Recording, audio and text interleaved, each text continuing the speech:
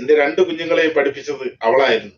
വളരെ വികാരഭരിതമായി ആ മനുഷ്യൻ പറയുന്ന ആ വാക്കുകൾ കണ്ണീരില്ലാതെ കാണാൻ പറ്റാത്തൊരു സംഭവമായി. എന്റെ കുഞ്ഞുങ്ങളെ പഠിപ്പിച്ച അവള് തന്നെ. ഞാനല്ല, ഞാനൊന്നുമല്ല, രണ്ട് പിള്ളേരെ പഠിപ്പിച്ചതാ.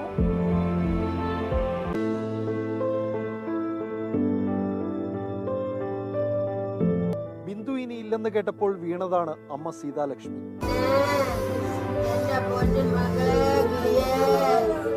നവമിയുടെയും നവനീതിന്റെയും വിദ്യാഭ്യാസം, ജീവിത ചെലവുകൾ ഇതെല്ലാം കണ്ടെത്താനുള്ള ഓട്ടത്തിലായിരുന്നു എന്നും ബിന്ദു.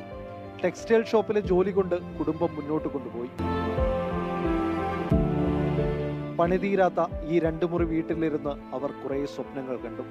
ആ കണ്ണീരിന് കാലം മറുപടി പറയും. മനുഷ്യജീവൻ അല്ലെങ്കിൽ മനുഷ്യർക്ക് ഒരു വിലയും കൽപ്പിക്കാത്തൊരു സർക്കാർ അല്ലെങ്കിൽ സർക്കാർ സംവിധാനങ്ങൾ ഇനിയും ഇത്തരം സംഭവങ്ങൾ ഉണ്ടാവാതിരിക്കണം.